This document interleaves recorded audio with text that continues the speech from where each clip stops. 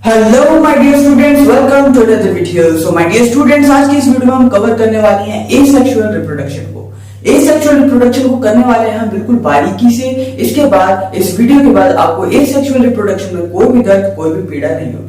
So my dear students, इस video के last में हम एक मोस्ट इंपॉर्टेंट टॉपिक जिसका नाम है वेजिटेटिव प्रोपगेशन, ये एक एसेक्सुअल रिप्रोडक्शन का ही टाइप होता है। टोटल एसेक्सुअल रिप्रोडक्शन के 6 टाइप्स को अच्छे से करेंगे, जिसमें से जो छठा वाला टॉपिक है वेजिटेटिव प्रोपगेशन, जो हम वीडियो के एंड में करने वाले हैं, ये मोस्ट इंपॉर्टेंट है। इससे कुछ साल छोड़ छोड़ के रिपीट होता रहता है क्वेश्चन, डायरेक्ट क्वेश्चन आता है, वो भी long question. What are the advantages of vegetative propagation, तो इसको तो हम डिटेल में करेंगे। बाकी जो एसेक्सुअल रिप्रोडक्शन के टाइप्स हैं, इसको ये बहुत ही ज्यादा आसान है। इसके बारे में बस आपको डेफिनेशन पता होना चाहिए और आपके एग्जाम्पल पता होने चाहिए। एग्जाम्पल तो आपको भूलना ही नहीं है, ठीक है। उसके बाद आपको कुछ भी नहीं रखा, वेजिटेटिव को डिटेल में कर लिया, इन सब के बारे में ऊपर से कर लिया, बस और कुछ आएगा ही नहीं, ठीक। सबसे पहले बात कर लेते हैं, जो रिप्रोडक्शन होता है ये 2 टाइप का होता है। पहला एसेक्सुअल, दूसरा होता है सेक्सुअल रिप्रोडक्शन। देखो अगर इन दोनों में डिफरेंस है तो इसमें पेरेंट्स की बात करें तो एसेक्सुअल रिप्रोडक्शन में single parent is involve. Sexual में 2 पेरेंट्स का मिलन होना जरूरी है। एसेक्सुअल में सिंगल पेरेंट से ही रिप्रोडक्शन हो जाता है और सेक्सुअल में 2 पेरेंट्स का इन्वॉल्वमेंट होना जरूरी है। गैमेट्स की बात करें तो इसमें गैमेट नहीं बनते हैं और इसमें गैमेट का फॉर्मेशन होता है। गैमेट क्या होते हैं, जैसे ह्यूमन बीइंग के अंदर गैमेट्स होते हैं। जो मेल होते हैं उनका जो गैमेट होता है उसको स्पर्म्स कहते हैं, जो फीमेल गैमेट होता है उनको ओवा कहते हैं। उन दोनों का जब मिलन होता है तो फर्टिलाइजेशन होता है, जिसकी वजह से रिप्रोडक्शन होता है। लेकिन इसमें गैमेट का फॉर्मेशन होता ही नहीं है। जब गैमेट का फॉर्मेशन होता ही नहीं तो दोनों गैमेट मिलेंगे नहीं तो फर्टिलाइजेशन भी इसमें नहीं होता और उसमें गैमेट का फॉर्मेशन होता है, उनके मिलन से फर्टिलाइजेशन भी हो जाता है। इसको डिटेल में हम करेंगे जब सेक्सुअल रिप्रोडक्शन पढ़ेंगे। फिर ऑफस्प्रिंग्स की बात करें, ऑफस्प्रिंग्स यानी बच्चे की बात करें तो एसेक्सुअल रिप्रोडक्शन में जो चिल्ड्रन होते हैं, जो ऑफस्प्रिंग्स होते हैं, they are similar to their parents. देखा होगा एसेक्सुअल रिप्रोडक्शन में जो बैक्टीरिया वगैरह में मोस्टली होते हैं, या फिर और भी हम आगे पढ़ेंगे, वो जो उनके जो ऑफस्प्रिंग्स होते हैं और पेरेंट्स होते हैं, दोनों बिल्कुल सिमिलर होते हैं। दोनों क्या होते हैं, बिल्कुल सिमिलर होते हैं। सेक्सुअल रिप्रोडक्शन में जैसे आप और आपके पेरेंट्स, देखा होगा, बिल्कुल सिमिलर तो नहीं होना, बिल्कुल सिमिलर नहीं होते, तो they are different from their parents but they are similar to their parents, है ना। अब एसेक्सुअल रिप्रोडक्शन में हमें सबसे पहले बात करनी है physically, fragmentation, then regeneration, budding, spore formation and then vegetative propagation. ये सबसे ज्यादा इंपॉर्टेंट है। अच्छा, सेक्सुअल रिप्रोडक्शन में हमें फ्लावर्स के बारे में बात करनी है और ह्यूमन बीइंग्स के बारे में।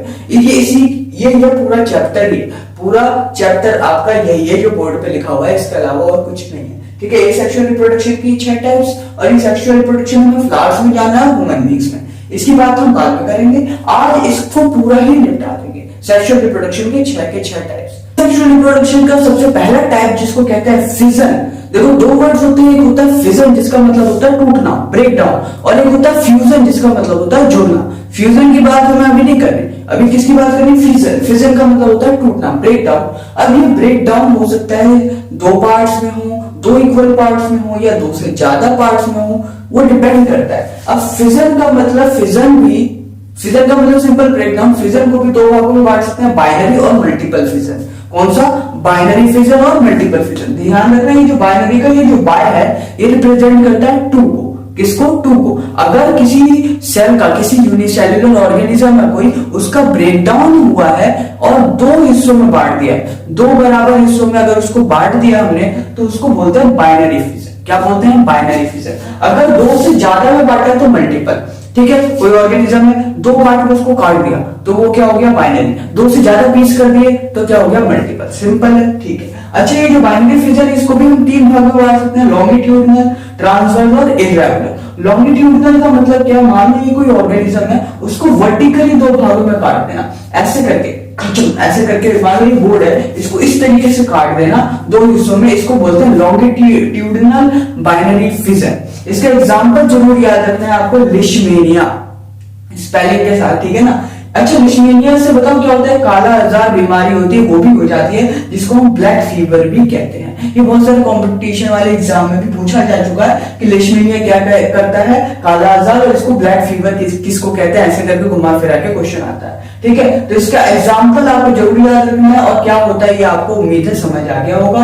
दूसरा, transverse division. Transverse binary fission क्या होता है, हॉरिजॉन्टल काटना। ये एक ऑर्गेनिज्म में मान लो बोर्ड है, इसको इस तरीके से काटने को कहते हैं ट्रांसवर्स बाइनरी फिजन, इस तरीके को कहते हैं लॉन्गिट्यूडिनल बाइनरी फिजन। अच्छा, ट्रांसवर्स का एग्जांपल में याद रखोगे पैरामीशियम, क्या याद रखोगे, पैरामीशियम। अगला आता है इरेगुलर। इरेगुलर का मतलब कैसे भी काट दो, इस बोर्ड को ऐसे काट दो, ऐसे काट दो, कैसे भी काट दो, इसको बोलते हैं इरेगुलर बाइनरी फिजन, जिसका एग्जांपल है अमीबा। अमीबा में आपने देखा होगा, मान लीजिए इरेगुलर स्ट्रक्चर होता है इसका, कहीं से भी वो डिवाइड हो जाता है। तो लॉन्गिट्यूडिनल में क्या रखोगे, वर्टिकल डिवीजन, ट्रांसवर्सल में हॉरिजॉन्टल डिवीजन, और इरेगुलर में कहीं से भी काट दोगे। दिस इज बाइनरी फिजन, जिसमें दो टुकड़े करने में हम होते हैं हमको।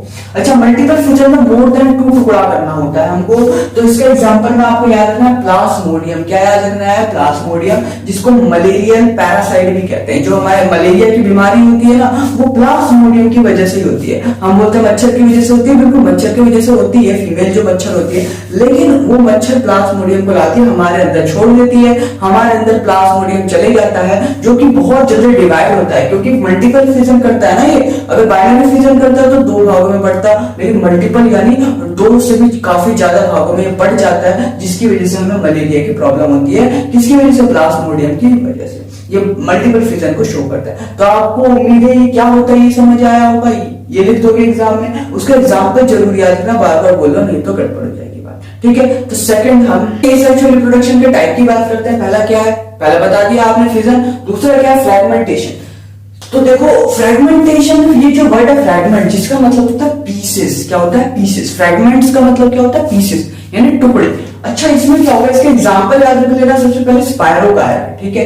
अच्छा, इसका मतलब होता क्या है, जैसे ये स्पायरोगायर ऐसा कुछ होता है, ये डिवाइड हो गया, ये क्या हो गया, पीसेस में डिवाइड हो गया। एक पीस ये रहा, एक पीस ये रहा, एक पीस ये रहा, मान लो 3 पीस में डिवाइड हो गया। ये स्पायरोगायर था, इसको यहां से ऐसे करके काट दिया, 3 पीस में डिवाइड हो चुका है। अब क्या होगा, ध्यान से सुनना, ये वाला पीस भी एक नया स्पायरोगायर बन जाएगा, ये वाला पीस भी और ये वाला पीस भी। मतलब फ्रैगमेंटेशन का मतलब क्या होता है, पीसेस में डिवाइड हो जाते हैं ऑर्गेनिज्म, और हर एक पीस हर एक नया ऑर्गेनिज्म में डेवलप हो जाता है। हर एक पीस, देखो ये 3 पीस में डिवाइड हुआ था, ये तीनों के तीनों नया स्पायरोगायर में फिर से डेवलप हो जाएंगे। इनको कहते हैं हम फ्रैगमेंटेशन। ठीक है, एग्जांपल स्पायरोगायर, बड़े मोहब्बत से याद रख लेना। ठीक, अगला है रीजनरेशन। रीजनरेशन का सबसे पहले एग्जांपल याद रख लेना, प्लेनेरिया होता है। क्या होता है, प्लेनेरिया होता है। एक बात बताऊं तो ये एक तरीके से फ्रैगमेंटेशन की तरह ही होता है, लेकिन थोड़ा सा डिफरेंट होता है। सबसे पहले मैं एग्जांपल देके समझाता हूं। प्लेनेरिया का नहीं, आपके डे टू डे लाइफ छिपकली का एग्जांपल लेके समझाता हूं। तो छिपकली होती है, आपने देखा होगा उसकी पूंछ कट जाती है। मान लो ये है हमारे पास छिपकली, देखो क्या छिपकली बनाता हूं, ये है उसकी पूंछ, ये छिपकली है और ये है इसकी पूंछ। क्या मान लेते हैं हम, ये छिपकली से ये पूंछ अलग हुई, छिपकली अलग एंड पूंछ अलग। कुछ समय बाद, कुछ दिनों बाद आप देखोगे कि छिपकली में से पूंछ ग्रो हो जाएगी। छिपकली में से क्या हो जाएगी, पूंछ फिर से ग्रो हो जाएगी। यानी देखो ये 2 पीस में डिवाइड हुआ है, ये 2 पीस में डिवाइड हुआ है, लेकिन इसमें से एक नई छिपकली यानी पूंछ के साथ एक नई छिपकली का डेवलपमेंट हो गया। लेकिन क्या आपने देखा है कि ये जो पूंछ है इसमें से नई छिपकली डेवलप हो जाए, जो कटी हुई छिपकली है ना उसमें से नया पूंछ, कटी छिपकली मतलब जिसकी पूंछ कटी है उसमें से नई पूंछ तो डेवलप हो जाती है, लेकिन जो कटा हुआ पूंछ पड़ा हुआ है उसमें से तो नई छिपकली नहीं आती ना। देखो ये छिपकली है, ये पूंछ है, इस छिपकली में से नई पूंछ डेवलप हो जाएगी, लेकिन इस पूंछ में से नई छिपकली तो नहीं होगी ना डेवलप। बता दो। तो देखो यही होता है इन दोनों में डिफरेंस। मतलब क्या कह रहा हूं, इसमें जो होता है हर एक पीस नया ऑर्गेनिज्म में डेवलप हो जाता है, लेकिन इसमें हर एक पीस नया ऑर्गेनिज्म में डेवलप नहीं होता। सिर्फ वही डेवलप होते हैं जिसके अंदर होते हैं स्पेशलाइज्ड सेल्स। जब ये क्वेश्चन आएगा रीजनरेशन का, ये जरूर लिखना है कि इसके अंदर क्या होते हैं स्पेशलाइज्ड सेल्स। ये चिपकली की इसके अंदर, इस पार्ट के अंदर एक स्पेशलाइज्ड सेल्स थे, स्पेशलाइज्ड सेल्स थे, जिसकी वजह से ये नए ऑर्गेनिज्म में ग्रो हो गया। लेकिन इस पूंछ के अंदर स्पेशलाइज्ड सेल्स नहीं थे, जिसकी वजह से ये ग्रो नहीं हुआ। तो क्या डिफरेंस है, इसमें हर एक पार्ट नए ऑर्गेनिज्म में डेवलप होता है, इसमें हर एक पार्ट नहीं होता, सिर्फ वही पार्ट होते हैं जिसके अंदर होते हैं स्पेशलाइज्ड सेल्स। तो इसके एग्जांपल में आपको याद रखना है प्लेनेरिया। क्या याद रखना है आपको? प्लेनेरिया जो डिवाइड होता है, सारे पार्ट्स उसमें डेवलप नहीं होते हैं नए ऑर्गेनिज्म में। ठीक है, टाइप्स की बात करते हैं। तो फोर्थ नंबर पे है हमारे पास बडिंग और फिफ्थ पे है स्पोर फॉर्मेशन।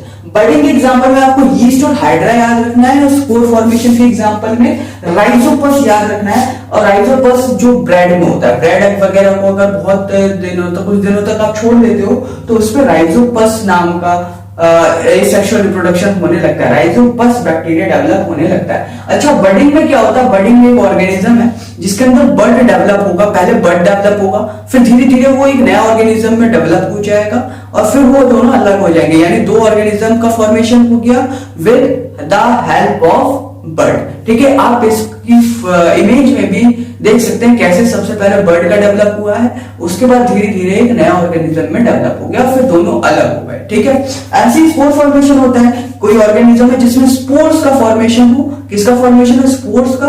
फिर वो स्पोर्स वाली जो सेल्स है वो फूट जाए और फिर नीचे गिर जाएगी धरती के अंदर, फिर वहां से एक नया ऑर्गेनिज्म उसी तरीके का डेवलप हो जाएगा, उसको कहते हैं स्पोर फॉर्मेशन। वो भी आप इमेज में देख सकते हो। ठीक है, पता हो गया क्या है, पता लग गया क्या है होता है ये, और एग्जांपल जरूर याद रख लेना। अब उसकी प्रोपगेशन देखो, प्लांट जो होते हैं ना उसमें दोनों टाइप का रिप्रोडक्शन होता है, सेक्सुअल भी, एसेक्सुअल भी। सेक्सुअल रिप्रोडक्शन तब होगा जब उसमें प्लांट में रिप्रोडक्शन हो फ्रॉम रिप्रोडक्टिव पार्ट, एसेक्सुअल तब होगा जब वेजिटेटिव पार्ट से। देखो प्लांट के ना दो पार्ट होते हैं, पहला रिप्रोडक्टिव पार्ट, दूसरा वेजिटेटिव पार्ट। रिप्रोडक्टिव पार्ट का एग्जांपल है फ्लावर्स। प्लांट में जो फ्लावर्स होते हैं ना वो आते हैं रिप्रोडक्टिव पार्ट में, और जो वेजिटेटिव पार्ट होते हैं उसमें आते हैं रूट्स, स्टेम्स एंड लीव्स। अच्छा, रिप्रोडक्टिव पार्ट यानी फ्लावर्स, फ्लावर्स की वजह से अगर प्लांट में रिप्रोडक्शन होगा वो होगा सेक्सुअल रिप्रोडक्शन, जो हम आगे पढ़ेंगे। लेकिन एसेक्सुअल रिप्रोडक्शन हम पढ़ रहे हैं तो वेजिटेटिव पार्ट से जो रिप्रोडक्शन हो उसको वेजिटेटिव प्रोपगेशन कहेंगे।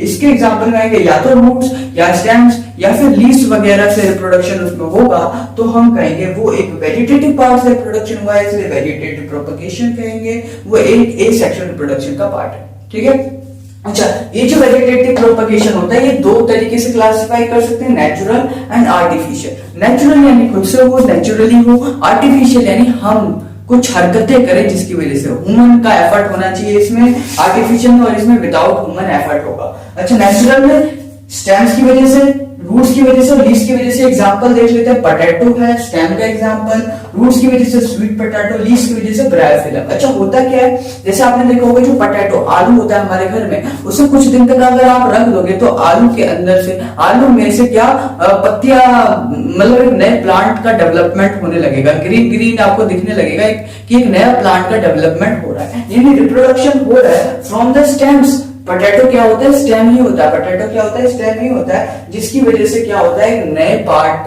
नए प्लांट का डेवलपमेंट हो रहा है। इसलिए ये एक नेचुरल, खुद से ही हो रहा है ना, आपने तो नहीं किया, इसलिए नेचुरल वेजिटेटिव प्रोपगेशन में आता है। अगला रूट्स, स्वीट पोटैटो आपने देखा होगा जिसमें हेयर्स होते हैं, हेयर्स है ना। हेयर क्यों होते हैं? हेयर दिखाता है वो रूट्स, रूट्स में हेयर होते हैं, स्टेम्स में हेयर नहीं होते हैं। अच्छा, रूट्स में हेयर है यानी स्वीट पोटैटो में हेयर होते हैं, उसे भी आप कुछ दिन तक छोड़ दोगे तो नए प्लांट का डेवलपमेंट आपको शो हो जाएगा। तो स्वीट पोटैटो भी एक रूट्स वाला एग्जांपल है नेचुरल वेजिटेटिव प्रोपगेशन में। अगर लीव्स में जैसे ब्रायोफिलम में आपको एग्जांपल में याद रखना है, ये एक लीव्स होता है, इस लीव्स के साइड साइड से भी एक नए प्लांट का डेवलपमेंट चालू हो जाता है कुछ समय बाद, तो इसका एग्जांपल ब्रायोफिलम है, ये भी एक नेचुरल वेजिटेटिव प्रोपगेशन है। ये सारे नेचुरल हो गए। ये आर्टिफिशियल, आर्टिफिशियल में कटिंग, लेयरिंग और ग्राफ्टिंग, यानी आर्टिफिशियल में हम कुछ हरकतें करेंगे इसमें, या तो काट देंगे, लेयर कर देंगे, ग्राफ्ट कर देंगे। कटिंग, लेयरिंग और ग्राफ्टिंग, सबसे पहले इसके एग्जांपल याद रख लो। कटिंग में रोज, लेयरिंग में जैस्मिन, ग्राफ्टिंग में एप्पल। अब बात करते हैं धीरे धीरे होता क्या है। तो कटिंग का मतलब क्या होता है भाई? काटना। कटिंग का मतलब क्या होता है जी? काटना।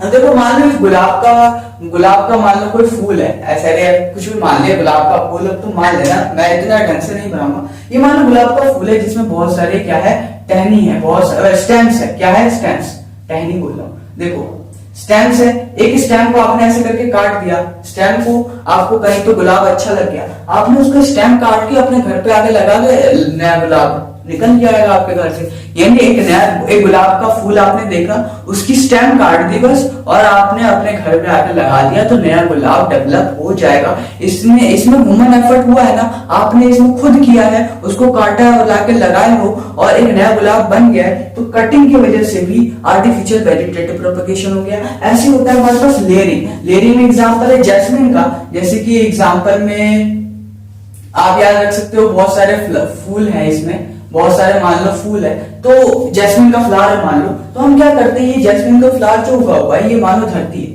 अरे मिट्टी है, तो क्या करते हैं एक स्टेम को हम ऐसे करके इसके अंदर से लेयर करा देते हैं। इसके अंदर से क्या करा देते हैं, लेयर, यानी धरती के अंदर से इसको घुमा के ऐसे डाल देते हैं और इसको अच्छे तरीके से दबा देते हैं, मिट्टी वगैरह से दबा देते हैं बढ़िया तरीके से और इसको थोड़ा सा निकाल देते हैं बाहर। तो यहाँ से एक नया जैस्मिन डेवलप हो जाएगा, यहाँ से एक नया जैस्मिन डेवलप हो जाएगा। एक टहनी को मोड़ के ऐसे करके डाल दिया धरती के अंदर और एक नया जैस्मिन इसमें से डेवलप हो गया, इसको कहते हैं लेयरिंग। लेयरिंग की वजह से आर्टिफिशियल वेजिटेटिव प्रोपगेशन हो जाएगा। अगला आता है हमारे पास ग्राफ्टिंग। ये एप्पल, मैंगो वगैरह में दिख जाता है आपको। ग्राफ्टिंग में क्या होता है, ग्राफ्टिंग में हम क्वालिटी को इंप्रूव करते हैं। मान लो कोई आम का पेड़ है, उसकी क्वालिटी इतनी अच्छी नहीं है, हम चाहते हैं बढ़िया क्वालिटी का आम का पेड़ बन जाए, तो अगर बीज वगैरह लगाएंगे काफी ज्यादा टाइम लग जाएगा, लेकिन कम टाइम में हम इसको कर सकते हैं थ्रू ग्राफ्टिंग। अब देखो क्या होता है, दो आम का पेड़ है, ऐसे करके एक को ऐसे काट दिया और दूसरे को भी काट दिया और ऊपर से ऐसे करके हमने लगा दिया।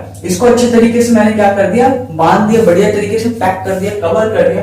कुछ समय बाद ये नया आम के पेड़ में डेवलप हो जाएगा, नई क्वालिटी, इसकी बढ़िया क्वालिटी एकदम आ जाएगी, है ना। तो इससे क्या होता है, हम कभी भी क्वालिटी को इंप्रूव करने के लिए इस ग्राफ्टिंग वगैरह का यूज कर लेते हैं, क्वालिटी को मोस्टली यूज करने के लिए, ठीक है। तो इसकी वजह से ग्राफ्टिंग में एप्पल वगैरह और मैंगो वगैरह के एग्जांपल आप याद रख सकते हो। ये भी एक आर्टिफिशियल वेजिटेटिव प्रोपगेशन है। अगला इसी के साथ वैसे खत्म हो चुका है चैप्टर, लेकिन जैसे एक इंपॉर्टेंट टॉपिक है इसमें टिश्यू कल्चर। क्या होता है, देखो टिश्यू कल्चर क्या होता है जी, टिश्यू कल्चर का मतलब लैब्स वगैरह में प्लांट को बनाना। लैब्स में टेस्ट ट्यूब्स होते हैं ना, टेस्ट ट्यूब्स के अंदर उस केमिकल्स को डाल के हम नए प्लांट्स को डेवलप कर देते हैं लैब्स के अंदर, उसको कहते हैं टिश्यू कल्चर। समझ आई बात? अच्छा जी, इसके अलावा सबसे ज्यादा इंपॉर्टेंट जो क्वेश्चन आता है उसको पढ़ लेते हैं ना, इसी के लिए तो बैठो आप इतनी देर से, जो कि है एडवांटेजेस ऑफ वेजिटेटिव प्रोपगेशन। ये जो वेजिटेटिव प्रोपगेशन है ना, इसके काफी सारे एडवांटेज होते हैं। क्या होते हैं, काफी सारे एडवांटेज होते हैं। सबसे पहले हम इसको बहुत ही कम समय में बना सकते हैं। जैसे मैंने बोला था नया आम का पेड़ आपको बनाना है, तो बीज वगैरह से बनाओगे तो काफी साल लग जाएंगे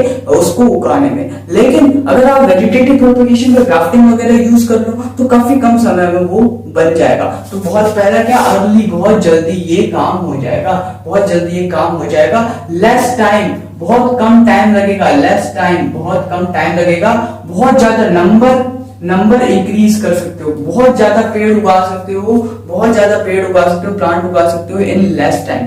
कम टाइम में काफी ज्यादा रिप्रोडक्शन आप कर सकते हो, किसकी वजह से, वेजिटेटिव प्रोपगेशन का। तो ये भी एक आपका इसका क्या हो जाएगा, एडवांटेज हो जाएगा, ठीक है। अच्छा, पहले ये हो गया। दूसरा, ये रैपिड होता है, बहुत फास्ट होता है। क्या होता है, ये होता है बहुत फास्ट। ये जेनेटिकली क्या होता है, ये जेनेटिकली मोस्टली क्या होता है, हमारे पास सिमिलर होता है। जेनेटिकली क्या होता है हमारे पास, ये सिमिलर होता है टू द पेरेंट प्लांट। अच्छा, पेरेंट प्लांट की सिमिलर जैसा होता है। अब हम क्या कर सकते हैं, अपनी मन मर्जी से, इसमें वेजिटेटिव प्रोपगेशन में क्या होता है, अपने मन मर्जी के अकॉर्डिंग भी कर सकते हैं। जैसे मतलब क्वालिटी अगर किसी पौधे की अच्छी है तो उसमें हम वेजिटेटिव प्रोपगेशन का यूज करके हम उस क्वालिटी को इम्प्रूव कर सकते हैं। मान लो एक पेड़ है, मैंने अभी एग्जांपल दिया, आम का पेड़ है जिसकी क्वालिटी अच्छी नहीं है, तो कोई और आम का पेड़ है जिसकी क्वालिटी अच्छी है, तो ऊपर से काट करके यहाँ पे लगा दिया तो क्वालिटी अच्छी हो गई, उसकी क्वालिटी क्या हो जाएगी, अच्छी हो जाएगी। किसकी वजह से, वेजिटेटिव प्रोपगेशन। तो अपनी मन मर्जी से हम क्वालिटी भी इसकी इम्प्रूव कर सकते हैं। तो 5 पॉइंट बड़े ही मोहब्बत से आप इसकी याद कर लेना और एग्जाम में छाप आना, ये सबसे इंपॉर्टेंट जब चीज था जो कि हमें डिस्कस करना था। उम्मीद है आपको समझ में आया होगा। तब तक के लिए हैव अ ब्लास्ट।